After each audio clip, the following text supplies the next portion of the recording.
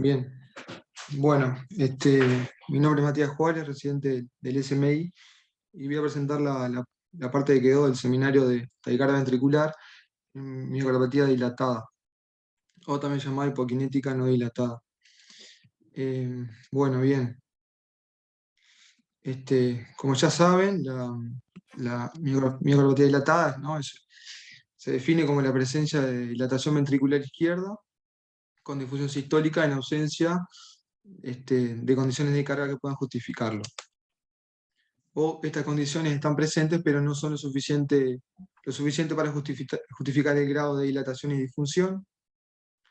La prevalencia de esta enfermedad es difícil de estimar. Estudios más antiguos informaban una prevalencia de 1 en 2.700 personas aproximadamente. La mortalidad antes era al año de 20-25% y una supervivencia del 50% a los 5 años. En cambio, ahora, en ensayos más recientes, con la nueva terapia de tratamiento, se ha visto que las tasas de mortalidad a 5 años están en el rango del 21-28%.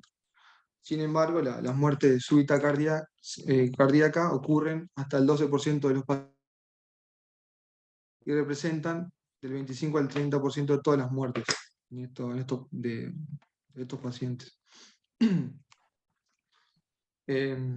Bueno, como ya saben, ¿no? La miocardiopatía dilatada se caracteriza por un aumento de la masa miocárdica y una reducción del grosor de la pared ventricular.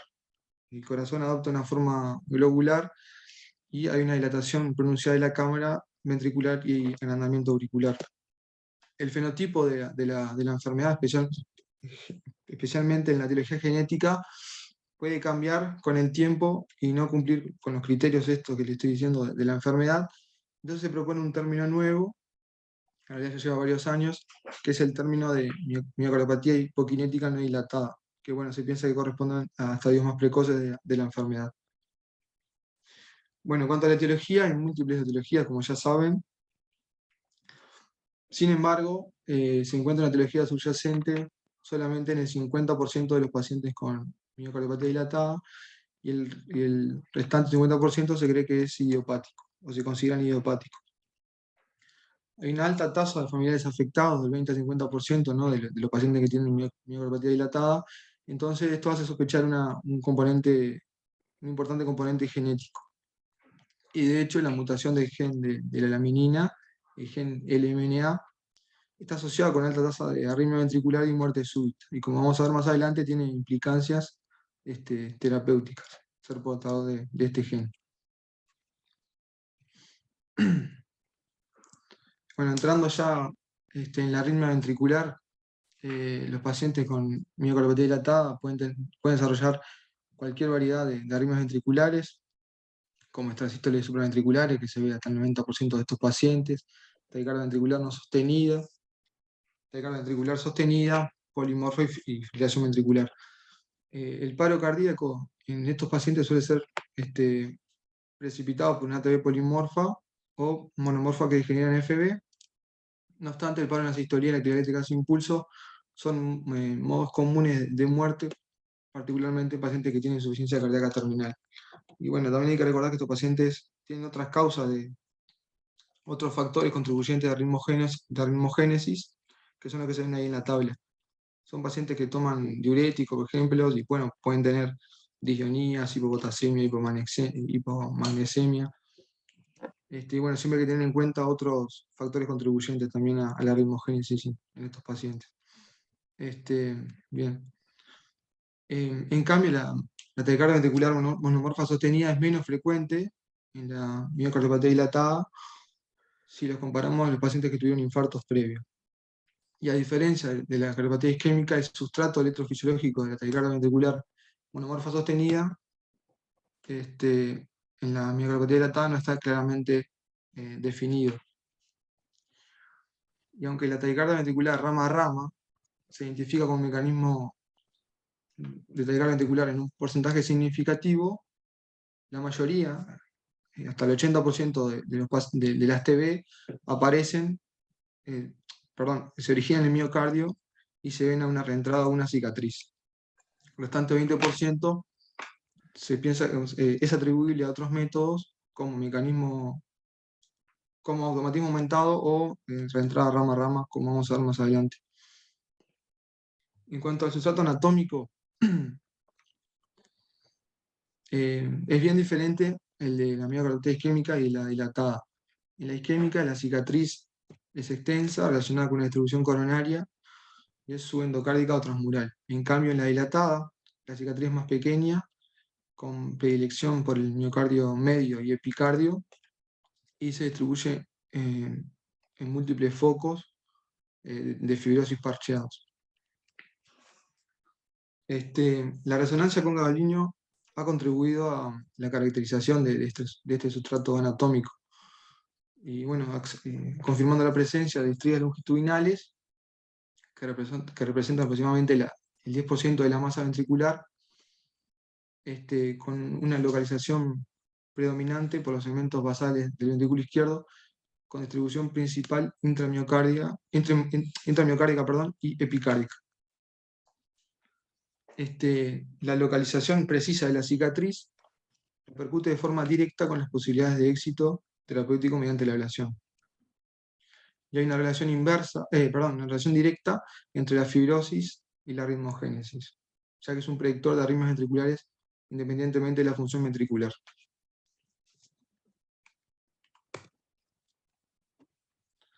Estas áreas de fibrosis generan anisotropía, desarrollo de retrasos en la conducción y bloqueos funcionales de reentradas. Varios estudios han resaltado el papel del sustrato anatómico en el origen de la taquicardia ventricular, y en este estudio, que se le hacía resonancia magnética a los pacientes portadores de miocardiopatía dilatada, se vio que las cicatrices de localización anteroseptal e infralateral representan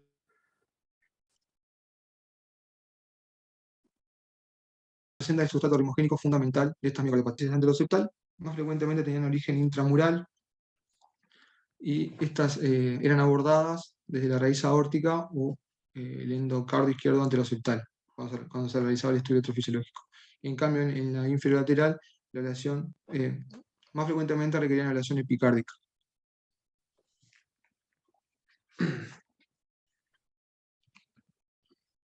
El electro nos puede orientar,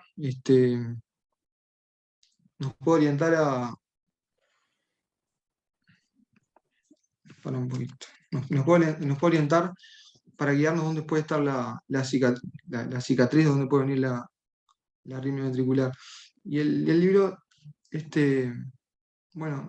define la anteroseptal, divide la anteroseptal de la inferior-lateral, y la anteroseptal son aquellas taquicardias ventriculares que tienen una imagen de bloqueo de rama izquierda, que tiene una transición temprana, una transición precordial temprana y un eje inferior.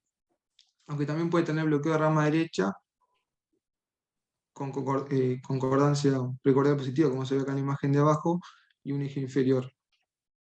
En cambio, en la inferior-lateral hay un bloqueo de rama derecho con una transición precordial tardía y eje superior. También el electro nos puede orientar para el diagnóstico de TB epicárdica. Si tenemos una taquicardia ventricular con un bloqueo de rama derecho, hay algunos hallazgos del electrocardiograma que nos pueden orientar hacia un origen epicárdico.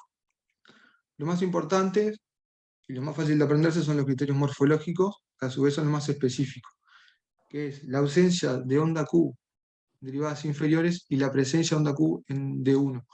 Si vemos acá en esta imagen, en la imagen de abajo, acá se ve que hay una cicatriz en el epicardio, el vector de despolarización se dirige hacia el endocardio, ¿no? Hacia abajo, y se ve como en D1 hay onda Q y en ABF no hay onda Q. O sea, la ausencia de onda Q en derivadas inferiores y la presencia en D1 es un criterio morfológico que nos ayuda a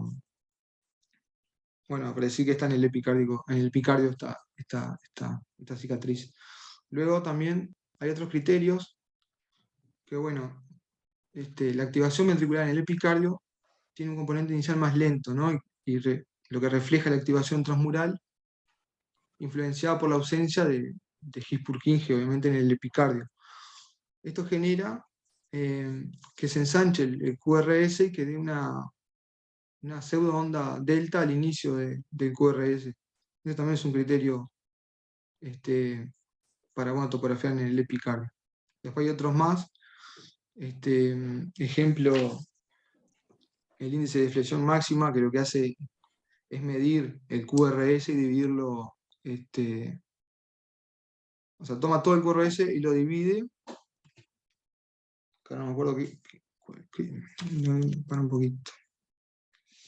Ahí va. Ahí va. Tomaba la mitad del QRS y lo dividía por el total del ancho del QRS y eso da 0,59. Pero también es más fácil acordarse que se ensancha el QRS y que puede dar la pseudo onda delta. No sé si querés aportar algo, Alejandro. Sí, eso es una revisión de Merlinski de varios criterios que hay, y creo que sí, que el más importante es ese, el QRS muy ancho, y eso de que se inicia de manera muy lenta, que se supone que es el transcurso desde el epicardio al endocardio, que describió Berrueso. Ahora en este momento, si pueden mirar los trazados y demás, hay un paciente en la unidad que justamente tiene una miocardiopatía dilatada con una tormenta eléctrica que lo estamos tratando. Y el electrocardiograma era muy sugestivo de eso, de origen epicárdico. Pero, a ver, no... Voy a hablar un poco más de toda la parte de miocardiopatía dilatada, pero el electrocardiograma lo que importa es eso, ver un poco en qué cámara se origina, en qué sector, y inferir por el ancho y la onda delta si es epicárdico o endocárdico, no más. Bien. Bien. Bueno, en cuanto a la estratificación de riesgo de muerte súbita en estos pacientes, discriminar entre el bajo y alto riesgo es un desafío. Clásicamente la clase funcional de la NIJA y la FEBI son los más importantes, los que habían tomado. Pero bueno, hay datos recientes que sugieren que los hallazgos genéticos, así como la resonancia magnética, pueden contribuir a la estratificación de riesgo. El síncope también es un elemento clínico importante, ya que y mayor mortalidad, más del 30% en 2 años, independientemente de la etiología. Y el realce tardío con Gabaliño se asoció con el criterio de valoración arrítmico, incluso en pacientes con FEI mayor al 35% en esta revisión sistemática. Y bueno, la guía de arritmia ventricular toma en cuenta el ser portador de este gen, el LMNA, para considerar la implantación del cardiofibrilador, y también toma los elementos clínicos de aquellos pacientes que tienen síncope, que tienen FEI menor a 50, que presentan síncope o tienen realce tardío en la resonancia, o que se induce taquicardia ventricular en estudio electrofisiológico. También puede ser considerable la implantación de cardiofibrilador. Y también otra cosa interesante de la guía es que, bueno, recomienda el estudio electrofisiológico en estos pacientes que presentan síncope y que síncope de causa no aclarada después de un examen completo. Esto es bastante, o sea, estamos hablando de prevención primaria, primer concepto, Sí. ¿no? O sea, no de pacientes que ya han tenido una muerte súbita reanimada o arritmias ventriculares sostenidas que han sido revertidas. Entonces, en prevención primaria, digamos, en el último año y medio, hubo, digamos, un retroceso del nivel de indicación de desfibrilador en pacientes con miocardiopatía dilatada solo por fracción de eyección del ventrículo izquierdo. Antes en realidad eran consideradas y clase 1, similares en la cardiopatía isquémica, y bueno, a partir de algún estudio y algún metaanálisis, eso bajó a nivel 2A. Por lo tanto, debemos pensarlo un poco mejor, y ahí, solo al momento de considerar la FEBI, entra en juego mucho la etiología, el tiempo, evolución y cuánto pensamos que hemos hecho en relación al tratamiento farmacológico, y las expectativas de ese paciente, por ejemplo, si va a entrar en lista de trasplante, no va a estar en lista de trasplante. Y la edad, se supone que los pacientes menores sí se benefician del implante desfibrilador, los mayores de 60 años, 65 años, no habría beneficio. Y bueno, eso es el primer renglón que vos pones ahí en la tabla de estratificación de riesgo. Después, que voy a hablar un poco más, pero bueno, ahí se considera una mutación en particular, o sea, una miocardiopatía de origen genético en particular, que se ha demostrado que es de alto riesgo. Luego está, digamos, la indicación de que está también en la guía de síncope y en otras, de pacientes que tienen miocardiopatía dilatada y sincopan con estudio electrofisiológico positivo, o sea, síncope sin explicación, por eso llegamos al estudio electrofisiológico. Y bueno, y después hay una serie de pacientes con una situación intermedia, con fracción de eyección disminuida, pero por encima del 35%, que ahí se deben considerar algunos otros elementos, y particularmente está cada vez entrando más en juego el tema de la sustitución por fibrosis, o lo que se plantea que fibrosis, que es evidenciado por el realce tardío con gadolinio.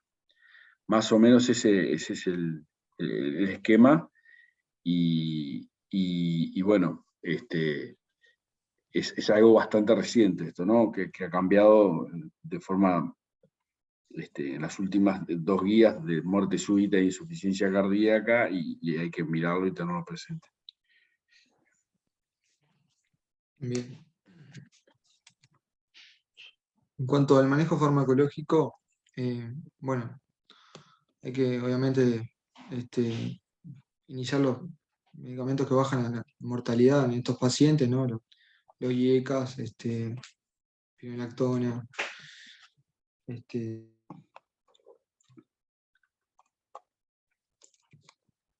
y bueno, por el contrario, el uso de fármacos antiarrítmicos para la prevención primaria en pacientes con miocardiopatía dilatada isquémica no mejora la supervivencia y no se recomienda, pero en pacientes con arritmias ventriculares sintomáticas, la amiodarona generalmente es el antiarrítmico preferido, pero la realidad es que no hay ensayos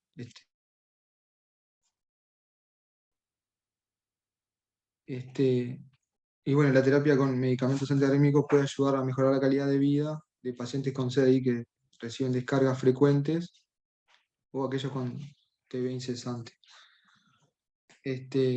Aunque la amiodarona puede mejorar potencialmente la mortalidad y reducir la incidencia de muerte súbita cardíaca en estos pacientes, es inferior al tratamiento con el DAI para la prevención secundaria de taquicardia ventricular y fibrilación ventricular.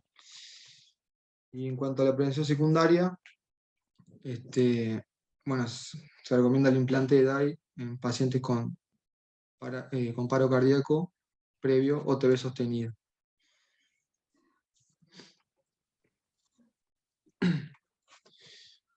Bueno, pasando al estudio electrofisiológico, de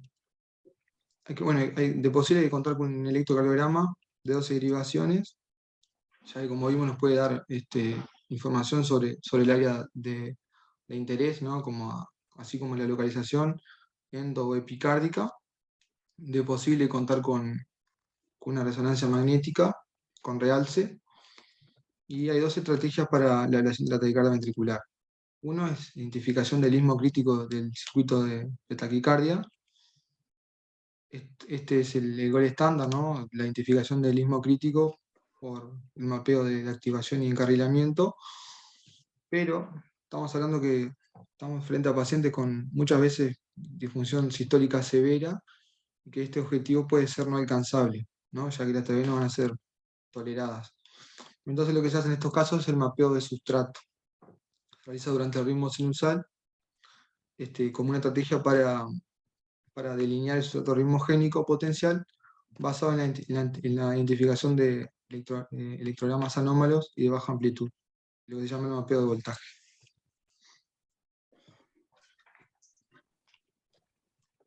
Bien, pasando ya al mapeo de voltaje, la cicatriz eléctrica se define por la baja amplitud de los electrogramas locales y la falta de excitabilidad del tejido durante la estimulación. Durante el mapeo de voltaje bipolar, la cicatriz endocárdica se define como áreas con una amplitud de electrograma inferior a 0,5 milivolts. En estos sitios de baja amplitud, la estimulación se realiza con estímulos de 10 mA y se usa el umbral de estimulación superior a 10 mA para definir una cicatriz no excitable, siempre y cuando, obviamente, el contacto entre el electrodo y el tejido sea el adecuado, y con frecuencia el sustrato del ATV puede ser solo predominantemente intramural o epicárdico, y por lo tanto es posible que no se detecte durante el mapeo de voltaje bipolar. En estos casos hay que usar el unipolar, ¿no? Porque permite como un campo de visión más grande, ¿no? Es por eso. Sí, a ver, lo que estás diciendo está bien del texto. Normalmente o sea, lo que usamos es la amplitud para hacer el mapa, es la amplitud del voltaje en bipolar y endocárdico. ¿Tá? Eso es lo más común. Y bueno, eso en realidad vos, en cada punto que definís de tu mapa, tenés asociado un voltaje, o sea que tú lo podés ir regulando para que te marque con los colores y te deje más o menos la cicatriz mejor definida. El concepto es que el tejido que está, cuando hay más fibrosis, hay menos voltaje porque hay menos tejido eléctricamente activo. Entonces, digamos, es fácil de entender que no necesariamente lo que sería el mapa de voltaje desde endocardio coincide con el mapa de voltaje desde epicardio.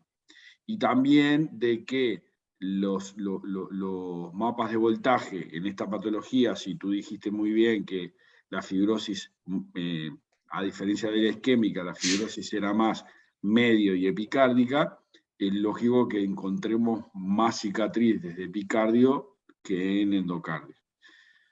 En las zonas donde hay, por la misma razón que no hay amplitud de voltaje, o sea, falta de tejido eléctricamente activo, es que vos no lográs una captura adecuada cuando estimulás en la zona de fibrosis.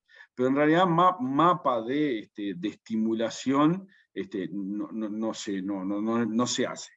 ¿tá? Pero es algo que sí, que se encuentra. Tú querés estimular en un determinado sitio, a ti te parece que está el punto de salida de una cicatriz, de una taquicardia que estás buscando en un determinado lugar y tratás de hacer pace mapping, o sea, cartografía por estimulación, y no podés porque no podés capturar. Eso es muy común. Entonces, bueno, ahí es otra de las limitaciones que vos podés tener en el momento de ablación para las técnicas esas de encarrilamiento y demás. De ahí que la detección de los potenciales dentro de la cicatriz y la propia cicatriz tienen un valor muy importante para la ablación que tú dirás ahora. Bien. Bien. En cuanto a la identificación de los canales de voltaje, Bueno, los sismos diastólicos durante la taquicardia ventricular suelen estar compuestos por haces relativamente pequeños de miocardio viable dentro o entre regiones de cicatrices densas. Son la vía común del circuito y la región esencial para la reentrada, por lo tanto son el objetivo de ablación. Esto igual ya estuvo hablando Dominique en la clase pasada.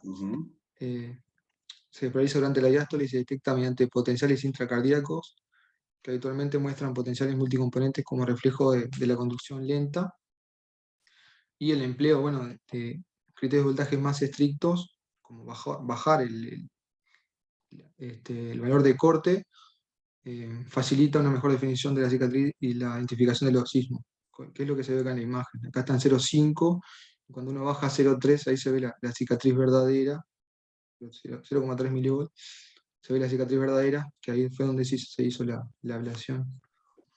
Ahí está. Esto es lo que yo le decía de ir subiendo o bajando la asignación de colores según voltaje.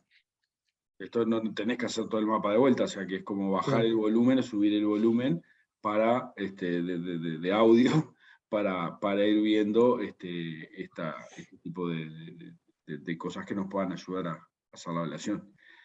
Entonces, ven que ahí, en realidad, eso no es un mapa de voltaje, no de activación.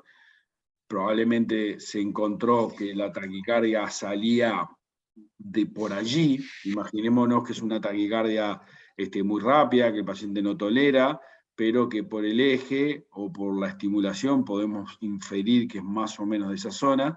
Cuando tenemos esa cicatriz, vamos a hacer lo que se llama una ablación de sustrato, o sea, de la anatomía en la que está involucrada. O sea que es una aproximación mucho más grosera que los detalles que hablamos en la clase de isquemia, donde bueno, veíamos potenciales, encarrilábamos, fusión, todas esas cosas.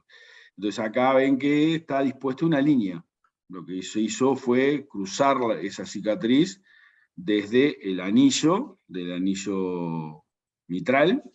Ustedes ven el agujero gris ese que dice MA, es mitral annulus. ¿Ah? Desde ahí, una línea hicieron, todos esos puntitos rojos, hicieron una línea que atravesaba toda esa cicatriz. ¿Ah? Y después, bueno, se prueba si se vuelve a inducir y si no se vuelve a inducir es un buen criterio de efectividad. Ayer hicimos una ablación exactamente así en ese paciente que les comentaba. En realidad no lo hicimos sin navegador, pero conceptualmente hicimos lo mismo. Tenía más de una morfología de taquicardia. Las taquicardias se originaban todas en una zona lateral baja o posterior, algunas más basales, otras más apicales, y bueno, y en toda esa zona no podíamos capturar, porque era todo fibrosis, había potenciales fraccionados por todos lados, la taquicardia que se indujo hubo que chocarla inmediatamente porque el paciente se chocaba, y bueno, nada, entonces lo que hicimos fue una línea a catéter, digamos, es una ablación extensa desde el anillo mitral hasta la punta del corazón. Y bueno, esperando a ver qué resultados tenemos. ¿Está? Bien.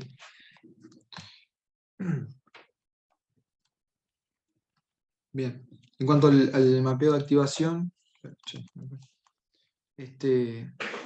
bueno, después de la construcción de un mapa de voltaje endocárdico, durante el ritmo de referencia, la TB es inducida por estimulación ventricular programada.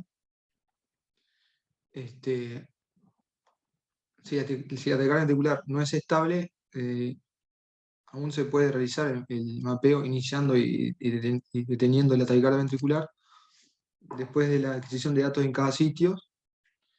Bueno, y el mapeo de activación tiene como objetivo identificar la actividad continua que abarca la diástole o un potencial medio diastólico aislado que representa el istmo crítico, o pensamos que es el istmo crítico de la reentrada, el circuito de reentrada.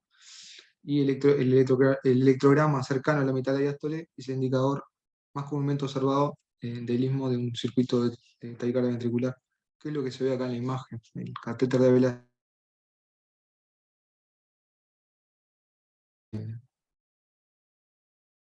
El potencial, sí, el electrograma medio diastólico ahí.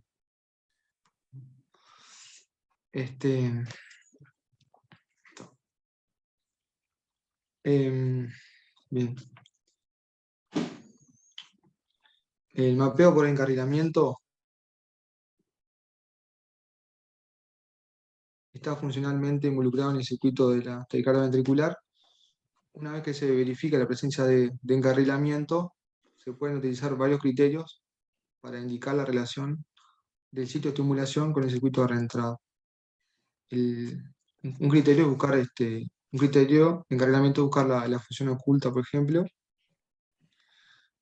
Si este istmo protegido es crucial para el circuito de reentrada, o según el espectador, se deben verificar mediante otros criterios de encarrilamiento, como por ejemplo medir el intervalo electrograma QRS durante la taquicardia ventricular versus el intervalo entre el estímulo y el QRS.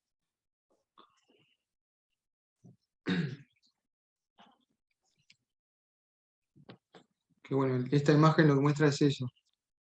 Acá a la izquierda se ve la taquicardia ventricular, que es la imagen que les mostré antes, donde se ve el catéter de ablación y el tiempo entre el electrograma y el QRS es 210.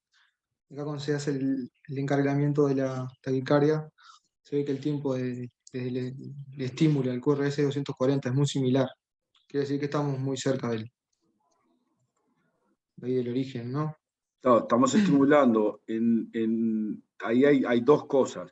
Por un lado, que tenemos ese potencial, después que estimulamos en ese potencial y hasta que aparece la deflexión del QRS, es un tiempo prolongado, o sea que estamos estimulando en una zona que hay una conducción lenta, que el tiempo desde ese potencial al QRS en la taquicardia es igual o similar al tiempo cuando estamos estimulando, y que además el QRS que se genera tiene exactamente o muy parecida a la morfología de la taquicardia, o sea, el estimulado y el de la taquicardia es igual. ¿Ah? Entonces, si eso puede ser solo pace mapping, o si nosotros estimulamos durante la taquicardia y soltamos, sería lo que se llama el encarrilamiento oculto. ¿Ah? O sea que aceleramos la taquicardia, pero con exactamente la misma morfología del QRS. Bien. Perfecto. Bien. En cuanto a la ablación por catéter, si bien la terapia con el DAI reduce el riesgo de muerte arrítmica, no previene la recurrencia de la ATV sintomática, y la terapia con fármacos antiarrítmicos tiene una tasa de éxito limitada para el control de la taquicardia ventricular, más o menos un 40%, lo que deja una proporción significativa de pacientes con TB sintomática o con descarga frecuente del CDI. La ablación catéter suele considerarse en pacientes con miocardiopatía dilatada, no isquémica, que tienen TB incesante o que tienen descargas frecuentes del CDI, que son refractarios de la terapia con fármacos antiarrítmicos. La tasa de éxito de la ablación es menor que si comparamos con la isquémica, y eso depende fundamentalmente del sustrato y de la ubicación del sustrato. En centros experimentados, la ablación catéter se asocia con tasas de éxito del 70% más o menos, y la ATV recurre en un 50-60% durante el primer año después de la ablación. Aunque la carga de ATV puede reducirse significativamente.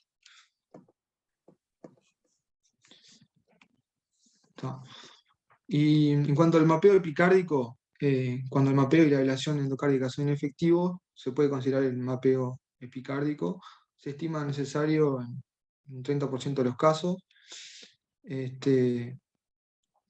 Y bueno, cuando la resonancia magnética evidencia una gran cicatriz epicárdica y el electro apoya ese origen, tiene más sentido supuestamente comenzar por un mapeo epicárdico. Y bueno, esto fue lo que dije hoy: el mapeo de voltaje endocárdico unipolar puede predecir la presencia y aproximar más cerca la extensión de la afectación epicárdica. Pero bueno, no sé qué tanto se hace el mapeo epicárdico. No son muchas veces que se hace el abordaje epicárdico, probablemente se debieran hacer más, pero bueno, tampoco no son tanta la cantidad de ablaciones de taquicardia ventricular que hacemos en Uruguay, por acceso y por tecnología. Pero todos hemos hecho alguna experiencia y el criterio es un poquito eso, ¿no? En general, esto ya es medio personal, yo eventualmente pienso en recurrir a epicardio cuando ya he hecho un intento desde endocardio y no lo he logrado, ¿ah? Y lo otro es que hay que pensar que el abordaje epicárdico es posible hacerlo, no es tan complejo llegarlo si son pericardios que no han sido abordados, ¿no?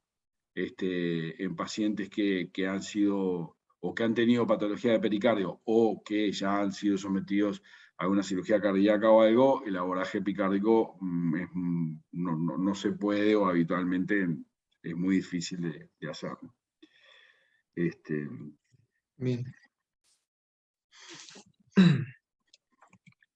Y ahora quedaría la parte de TV rama a rama, que es poco y ya terminamos. La TV rama a rama es una TV sostenida por entrada en un circuito bien definido que incorpora la rama derecha y la rama izquierda del haz de His, conectada principalmente por el His y distalmente por el miocardio del septum ventricular. Típicamente se ha escrito que con mayor frecuencia es la rama derecha la que se usa anteriormente y la izquierda retrogradamente. O sea que la taquicardia, ¿qué morfología tiene? Creo que rama izquierda. Perfecto. Y se ha visto que es un requisito fundamental la presencia de conducción lenta a nivel del His-Purkinje. Después está el tipo 2, que es al revés, ¿no? Baja por la izquierda y vuelve retrógradamente por la rama derecha. Bien. Contexto clínico, en realidad, el sustrato característico para la miocardiopatía dilatada, el sustrato característico es la miocardiopatía dilatada idiopática, y esta taquicardia puede estar entre el 20 y 30%, representa 20 y 30% de las taquicardias ventriculares, este grupo de pacientes. Sin embargo, también se ha visto, no sé, esto es un registro español, que también ellos lo han visto a la TV rama a rama en pacientes con recambio valvular aórtico y pacientes con distrofias miotónicas. Pero no sé qué tanto se ven esos casos. Mira, hubo un tiempo que estaba como de moda esto, incluso había un grupo en Estados Unidos de Selmon Blanc que decía que la mitad de las TV monomórficas en la miocardiopatía dilatada en reentrada rama a rama.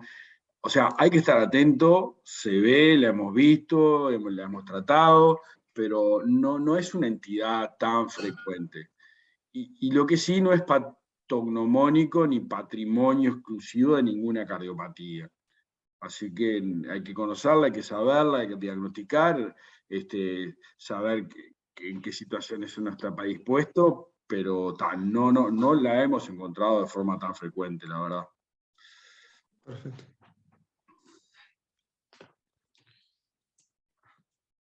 Bien, electrobasal de estos pacientes, el ritmo de base puede ser FA o ritmo sinusal. Se ha visto que un 20-30% tienen FA de base. y casi todos los pacientes con este tipo de taquicardia tienen anomalías en la conducción intraventricular. El defecto más frecuente de conducción es un bloqueo de rama izquierdo y prolongación del intervalo PR. Aunque el bloqueo completo es raro, no excluye la reentrada de rama a rama como mecanismo de taquicardia ventricular. Porque dicen que es más frecuente tener un bloqueo incompleto de rama, no completo. A ver, la definición de bloqueo completo e incompleto es en el electrocardiograma esencialmente es la duración del QRS. ¿tá?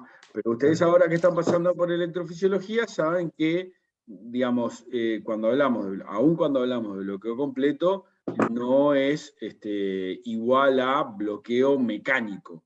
O sea, en otras circunstancias, en otra situación electrofisiológica, la conducción se puede evidenciar.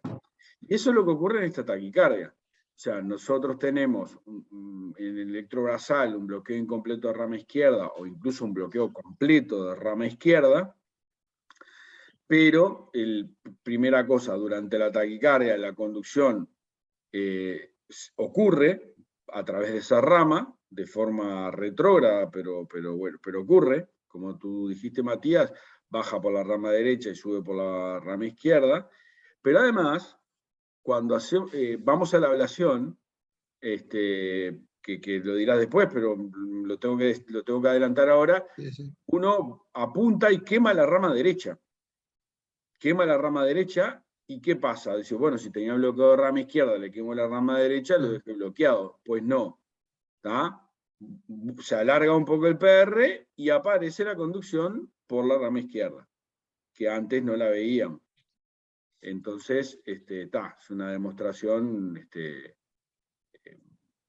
absoluta de que ese bloqueo de rama izquierda que decíamos completo era una definición electrocardiográfica, la práctica no. Claro. ¿Tá? Sí, es más un retraso en la conducción. Ahí está. Ahí está.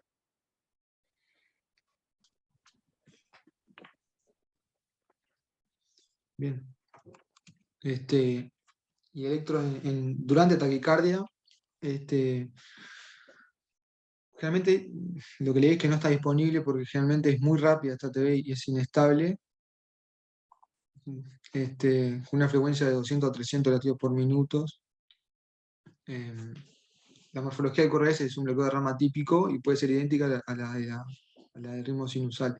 Puede ser difícil de diferenciarla, ¿no? De si es TV o no. Bueno, habría que buscar elementos de disociación.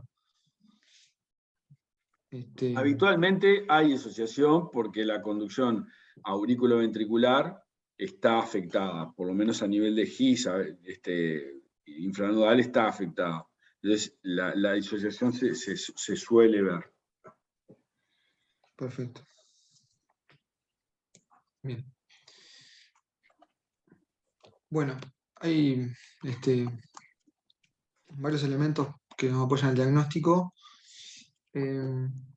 Primero, un cuadro clínico electrocompatible. Como dijimos, el electro en ritmo sinusal, aunque puede estar en FA con bloqueo de primer grado y trastorno de la conducción intraventricular, más frecuentemente bloqueo incompleto de rama izquierda. Lo otro que tiene que haber es un patrón concordante con un bloqueo completo de una de las ramas de la DIGIS durante la taquicardia ventricular. Tiene que haber una activación precoz del ápex del ventrículo derecho, que prácticamente coincide con el inicio del QRS, y las oscilaciones del intervalo HH precediendo las oscilaciones del intervalo BB. Esto es opuesto a lo que ocurre con las TB de origen miocárdico, ¿no? Que en este caso, si hay una modificación en el circuito de la taquicardia ventricular, esta se transmite de forma retrógrado al GIS. Sería al revés, ¿no? Entonces, la TB precede al GIS. Sí, No sé si entendió. sí. Incluso en las TV cualquiera puede haber apariciones de GIS intermitentes. Ahora, en este caso no. En este caso siempre hay GIS. ¿no? Porque, bueno, la rama derecha y la rama izquierda se juntan en el AGIS, entonces siempre hay un potencial. Allí arriba tenemos que siempre detectar un potencial. Entonces vamos a repasar un poquitito. El primer criterio habla sobre el necesario enlentecimiento de una de las ramas, que bueno, ustedes como saben, la miocardiopatía dilatada, la más frecuente es bloqueo de rama izquierda, para la reentrada. O sea que el mecanismo es una reentrada, la zona de conducción lenta es la rama izquierda, el patrón concordante asociado al bloqueo de rama, bueno, eso es, digamos, muy, muy subjetivo, un bloqueo de rama típico. ¿Ah? La activación precoz del ápex del ventrículo derecho es porque, bueno, como tú dijiste, baja por la rama derecha, o sea que la primera zona de miocardio inespecífico que se activa es la distal a la rama derecha, ¿tá? Después de la banda moderadora, por delante de la banda moderadora. Entonces, por eso es que esa zona es muy precoz. ¿Tá? Ustedes piensen que eso es casi la punta del ventrículo derecho, ¿no? Y después lo de las oscilaciones del GIS. Eso, lo de las oscilaciones, es lo más característico y que concluyente y que te lleva a hacer la ablación. ¿Ah? Bien. Y después, rara vez puede girar en los dos sentidos. Ese es otro dato también. Está. Bueno, el diagnóstico se debe confirmar con las maniobras de encarrilamiento.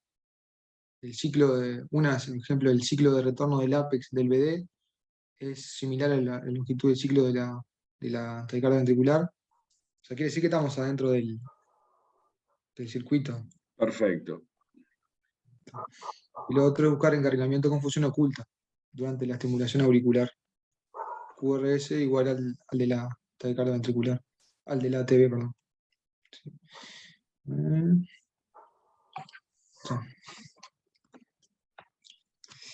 Y por último, la ablación es un procedimiento relativamente sencillo, se dirige a la rama derecha y excepcional el desarrollo de bloqueo B completo tras la ablación de la rama derecha, aunque tenga un aparente bloqueo de rama izquierda basal, dado que más que un bloqueo, lo que hay es un retraso en la conducción, fue lo que hablamos. De implantar un marcapaso profiláctico en ausencia de bloqueo B es discutible y muchos autores no implantan, con excepción del intervalo HB sea mayor a 100 milisegundos. Bueno, después de una ablación de una rama a rama hay dos cosas, ¿no? Una es ver cómo quedó la conducción auriculoventricular y otra ver en qué sustrato estamos. Porque si es un paciente con una miocardiopatía dilatada, una FEI de 25 y ya le quemamos una TB, si es un paciente joven, muy probablemente vayamos de todas maneras, sabiendo la recurrencia que esto tiene, al implante de un desfibrilador. ¿Ah? Claro. Entonces, eso hay que considerar varios elementos de cómo dejar al paciente, independientemente que la indicación de ablación es absoluta, ¿no? Bien, perfecto. Creo que era la última esta, ¿sí? Y bueno. Voy a hacer algún comentario que en realidad vos empezaste la exposición hablando de miocardiopatía en general y está bien. Sí. En el hospital, con los colegas que estamos allí, hacemos hincapié en pensar la base etiológica de las miocardiopatías cuando nosotros asistimos a una, ¿no? O sea, llega el paciente con insuficiencia cardíaca, la más de las veces, o bueno, otros síntomas. Y nosotros decimos, bueno, ¿tiene cardiopatía isquémica o no tiene cardiopatía isquémica? No tiene, bueno, está. Y ahí nos plantamos. Me parece que debemos avanzar bastante más. Y cada vez más, porque ahora se sabe, capaz que hace 20 años sabíamos poco y nada, ¿no? Pero ese cajón desastre de miocardiopatías dilatadas ahora cada vez se está abriendo más. Vos hiciste un esquemita que no es motivo de esta charla, pero deben saberlo, deben encararlo. ¿ah? O sea, no solo existe la cardiopatía isquémica, existe la valvular, la hipertensiva, la posembarazo, la tirotóxica, la taquimiocardiopatía, la chagásica, o sea, todas las etiologías de miocardiopatía y la familiar y genética, y todas esas tienen que pasar por la cabeza de ustedes, primero porque varias de ellas eventualmente tienen tratamientos etiológicos específicos, y segundo porque su pronóstico y su eventual reversibilidad o no son distintas, entonces las conductas cambian. Es distinto si yo, por ejemplo, enfrento una miocardiopatía puerperal, que sé que la mitad de ellas van a volver o van a regresar y no voy a tener que hacer nada, a si estoy frente a una cardiopatía que no espero que ningún porcentaje importante regrese, entonces ya tengo que encarar un tratamiento definitivo. ¿Ah? Y esto es importante, porque a veces yo he visto, desgraciadamente, poner desfibriladores en mujeres jóvenes que después de 1 año, 2 años de tratamiento bien conducido, tienen una función cardíaca prácticamente normal. Entonces, por favor, hay que encarar el diagnóstico etiológico de las miocardiopatías. Segundo cosa que quería es decir, la clase funcional, o sea, la función ventricular, ya hablaste muy bien, la clase funcional de los pacientes se relaciona con la forma que eventualmente los pacientes se mueren.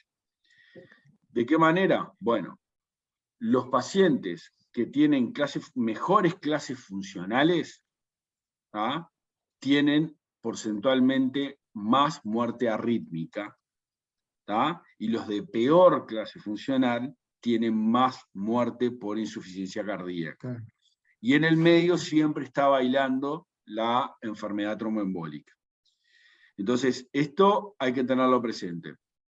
Que por un lado, los pacientes con mejor clase funcional se mueren menos que los que tienen peor clase funcional, pero porcentualmente se mueren más de forma rítmica en clase funcional 1 que en clase funcional 4.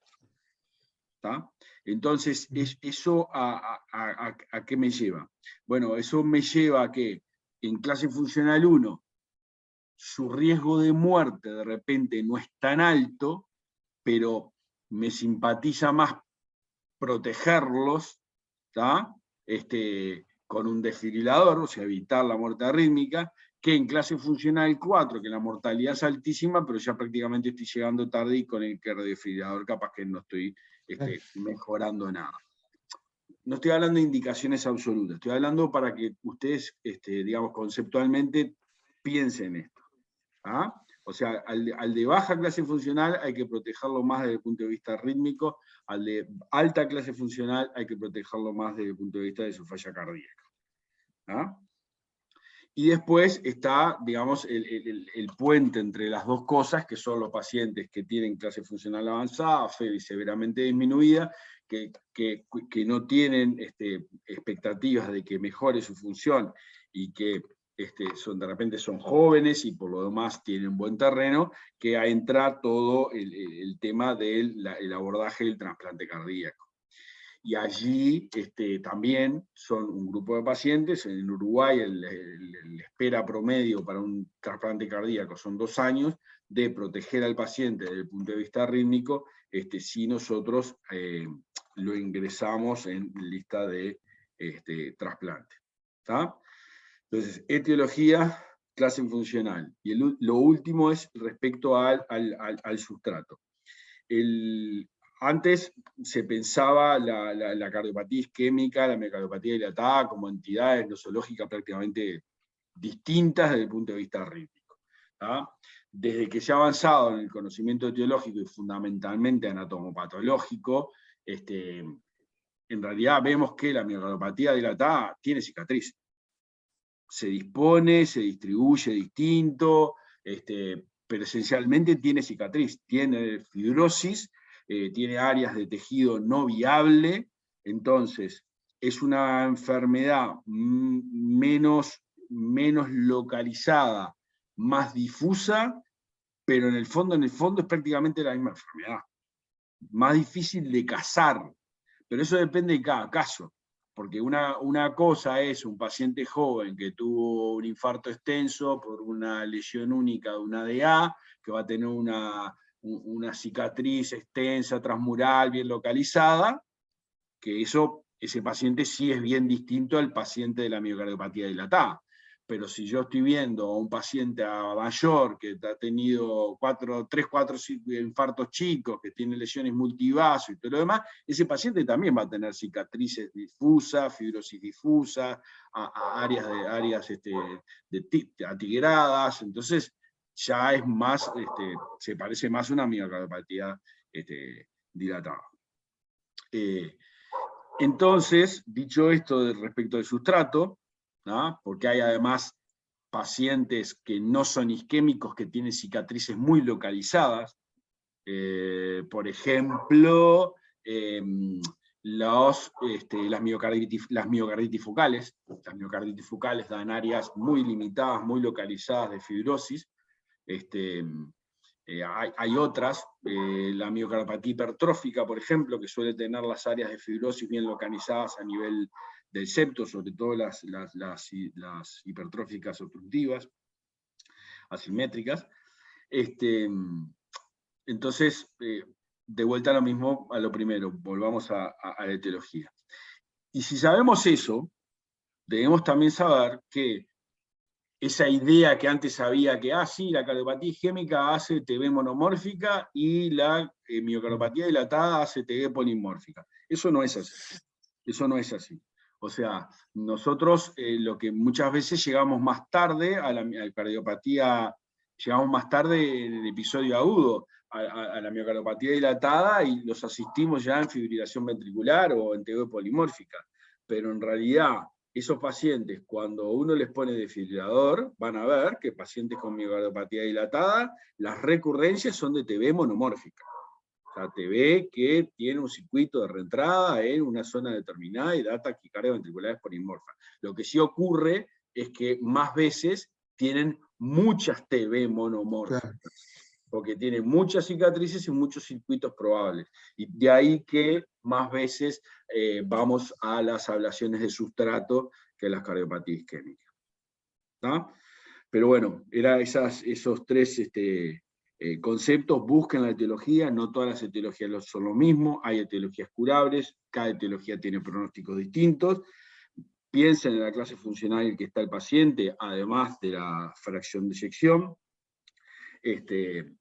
Tengan en cuenta que esto ya lo dijiste, pero solo lo repaso, que a la luz de los nuevos tratamientos fisiopatológicos, del gran avance del tratamiento farmacológico de la insuficiencia cardíaca, han cambiado su pronóstico, ha mejorado sustancialmente, o sea que ya es más difícil beneficiar a un paciente con terapias de dispositivos, y el sustrato, piensen que es un continuo, no es que cardiopatía isquémica, miocardiopatía dilatada son cosas opuestas y distintas, sino que es un continuo entre una y otra, y hay formas totalmente superponibles entre una y otra.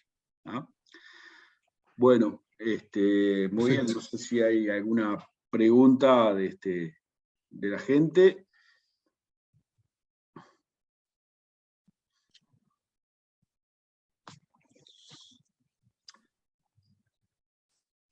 Bueno, listo. Nos vemos. Creo que no hay ninguna pregunta. Sí. Claro. Bueno, muchas gracias a él. Bueno, gracias. Nos vemos, hasta luego. Nos vemos, chau, chau.